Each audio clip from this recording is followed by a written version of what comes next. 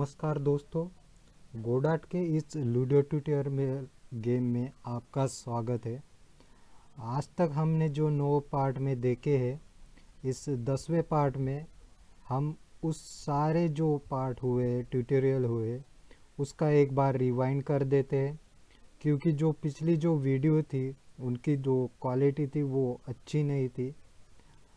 इसलिए मैं ये जो 9 अब तक 9 पार्ट हुए हैं उसका कुछ हिस्से जो है मैं रिवाइंड करना चाहता था।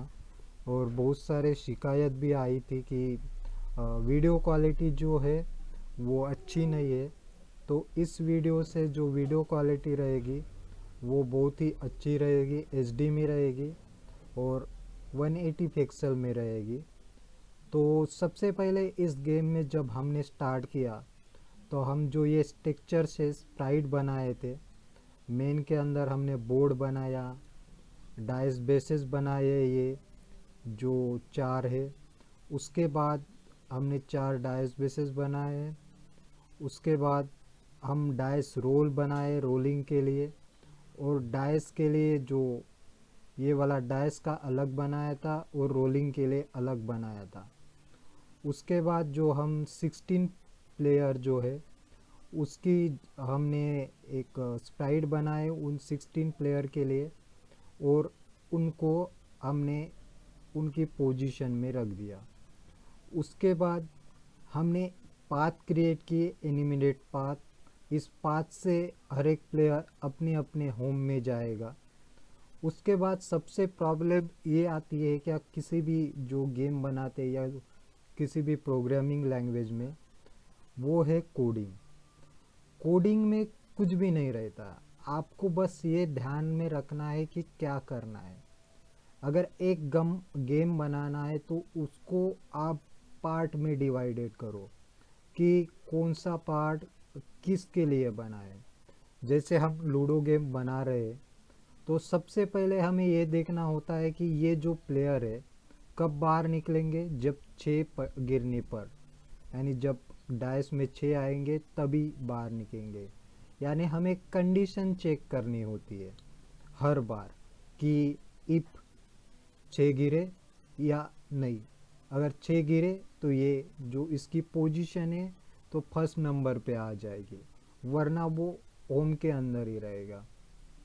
उसी तरह जब ये होम के बाहर आता है तो हमें चेक करना होता है कि कितने गिरे। 4 गिरे तो यहाँ पे आ जाएगा, 4 आए तो, 1 आए तो उसको आगे चलता जाएगा।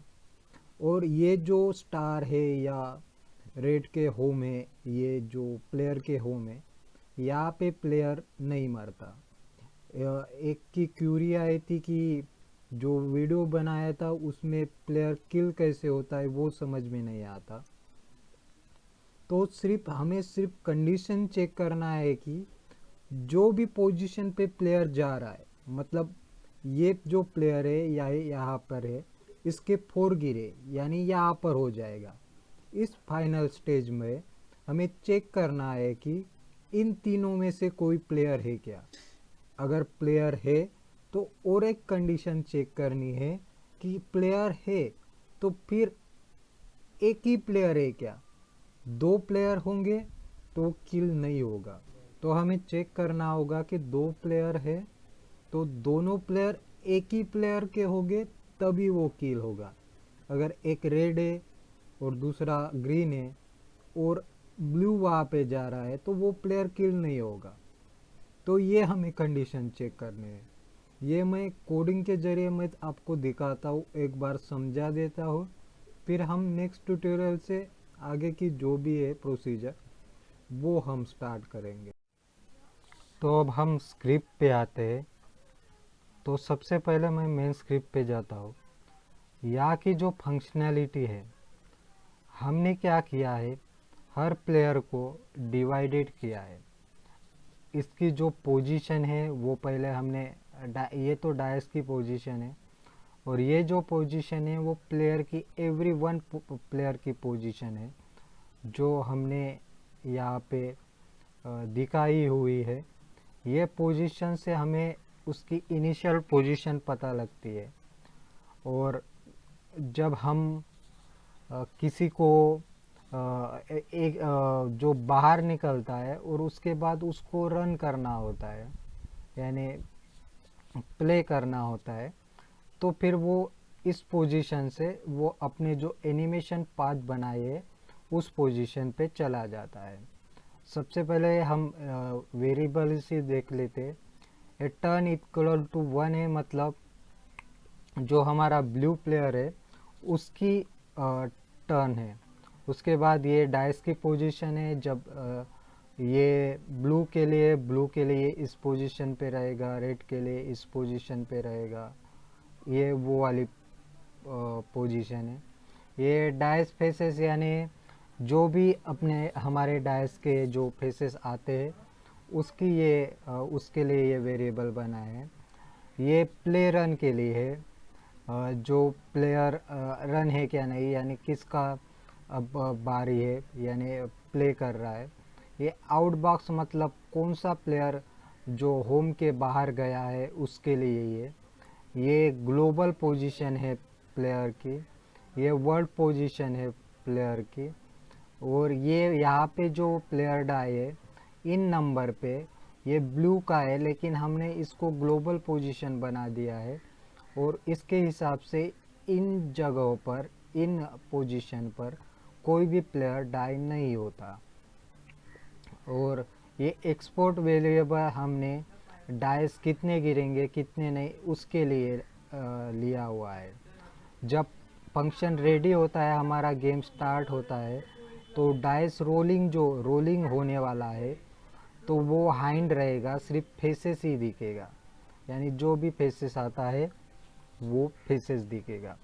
उसके बाद जब डाइस प्रेस होता है, हम क्लिक करते हैं, तो हम चेक करते हैं कि turn is equal to not equal to 0 होना चाहिए।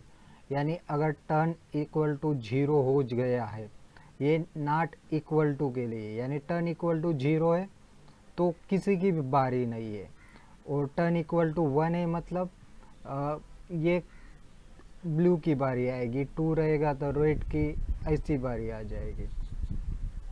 उसके बाद अगर टर्न डाइस प्रेस होने के बाद हम डाइस जो रोलिंग का है एनिमेशन वो शो करेंगे, और जो डाइस हाइड है उसको हम हाइड कर देते हैं।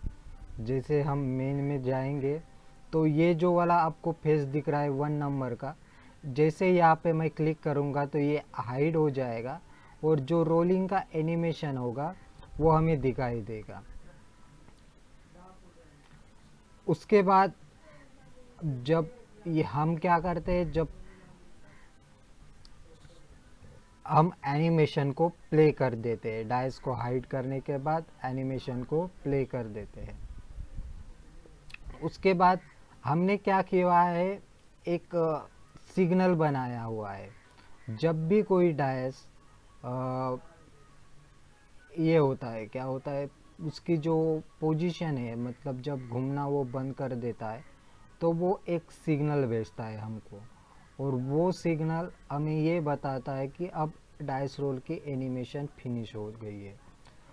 एनिमेशन फिनिश होने के बाद हमें पता लग जाता है कि ये एनिमेशन फिनिश हो गई है। हम फिर एक फंक्शन जनरेट करते हैं, वो है रैंडमाइज। रैंडमाइज से हमें एक नंबर मिल जाता है। इससे रैंडमाइज से हमें कुछ नहीं मिलता है, ये एक बिटवीन फंक्शन है, यानी बीच का फंक्शन है। वो क्या करता है, रैंडम नंबर को जनरेट करने की प्रोसीजर स्टार्ट करता है। इसके बाद हम अब रैंडम नंबर 1 से लेकर 6 तक हमें चाहिए, तो उससे एक अलग फंक्शन आता है, आप डॉक्स में देख सकते हो। उसके बाद हमें वो फंक्शन मिल जाता है। तो यहाँ पे हमें वो फंक्शन लिखना पड़ता है रैंड 1 to 6 लिखकर, रैड 1 to 6। लेकिन हम एक्सटर्नल वेरिएबल लिए इसलिए ले रहे हैं क्योंकि हमें चेकिंग करना है। एक्सटर्नल वेरिएबल हमें ये यूज़ होता है कि जब जो चाहे हमें वो उस डाइस स्पेस में मिल जाता है। तो उसके बाद हम डाइस रोल को, वही प्रोसीजर है, सेम उल्टी प्रोसीजर से रिवर्स प्रोसीजर है। हम डाइस रोल को हम रिवर्स करके उसको हाइड और शो कर रहे हैं। उसके बाद हम फ्रेम सेट कर रहे हैं डाइस का। डाइस पे जो भी आएगा, डाइस एनिमेशन अलग हो गया और डाइस फेस अलग हो गया।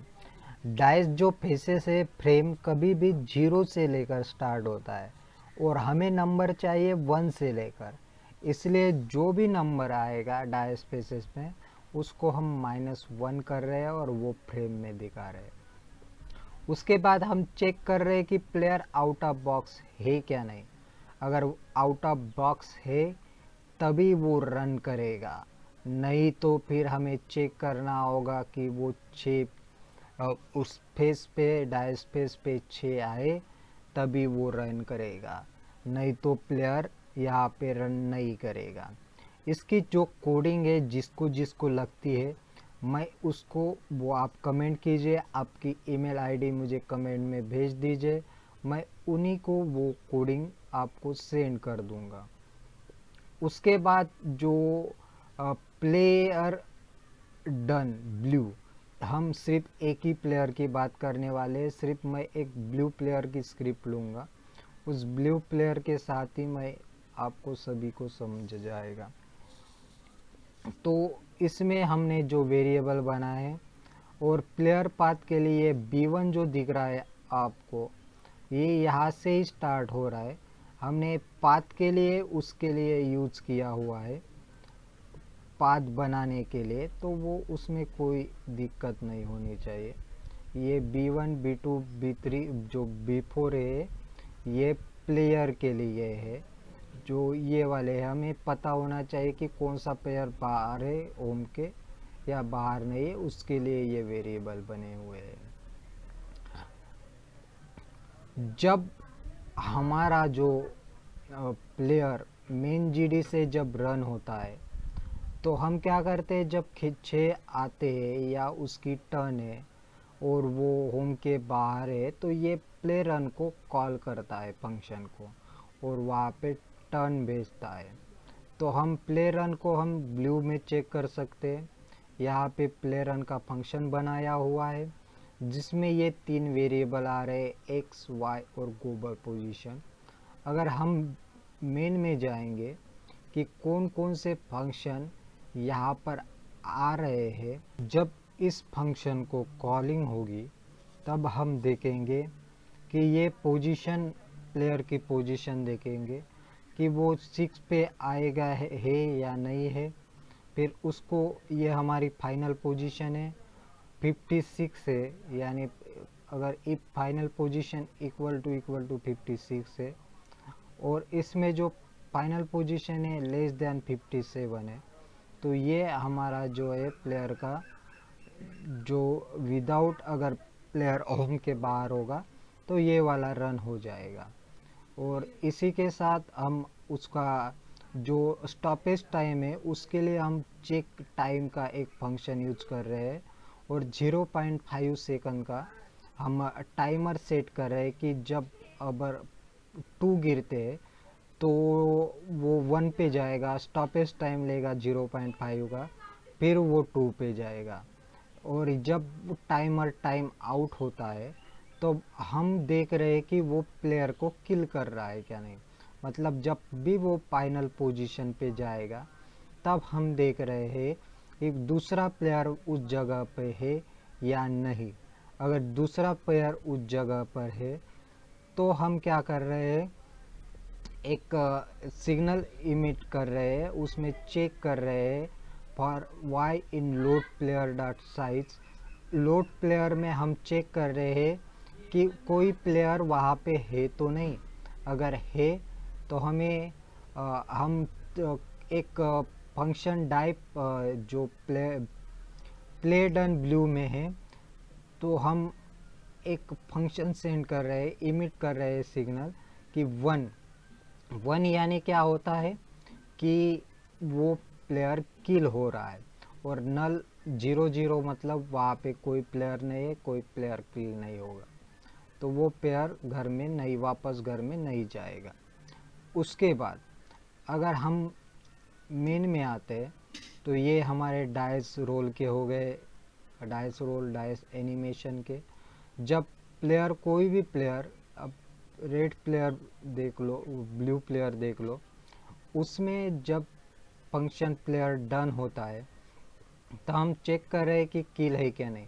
अगर C H kill equal to 1 आ रहा है तो हम क्या कर रहे हैं, जो प्लेयर किल जो एक फंक्शन बनाया है उसमें किल पोजीशन है जो प्लेयर की, वो हम सेंड करके उस प्लेयर को होम पे रिवर्स भेज रहे हैं।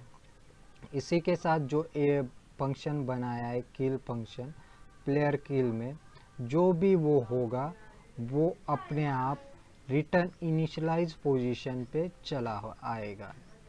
तो इतना तो आपको समझ में आ ही गया होगा। आप स्टेप वाइज कीजिए, एकदम से कोई भी गेम नहीं होता है।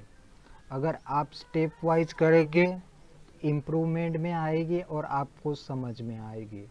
और जिन जिन लोगों को ये पूरी स्क्रिप्ट चाहिए वो कमेंट में अपना ईमेल आईडी सेंड कर दीजिए, मैं उनको उस ये पूरी स्क्रिप्ट की आपको डाउनलोड लिंक भेज दूंगा, तो आप वहाँ से डाउनलोड कर सकते हो। और अगले पार्ट से हम न्यू सीन बनाना सीखेंगे और फिर 2 प्लेयर 3 प्लेयर कैसे खेलते हैं वो भी देखेंगे। ऑनलाइन मल्टीप्लेयर के लिए भी सर्वर का यूज़ होता है, तो वो सर्वर का यूज़ कैसे करते हैं। और 2 मोबाइल अलग अलग जो पोजीशन पे मोबाइल, मतलब अलग अलग जगह पे जो मोबाइल है वो सर्वर की जगह कैसे कनेक्ट होते हैं एक दूसरे को, और फिर वो 2 प्लेयर कैसे खेलेंगे या 4 प्लेयर ऑनलाइन मल्टीप्लेयर में कैसे खेलेंगे, वो हम नेक्स्ट पार्ट से देखना स्टार्ट करते हैं। तो अभी के लिए बस इतना ही। लाइक शेयर और सब्सक्राइब करना ना भूलें, और जो भी आपको दिक्कतें आती है वो कमेंट के ज़रिए मैं बताइए।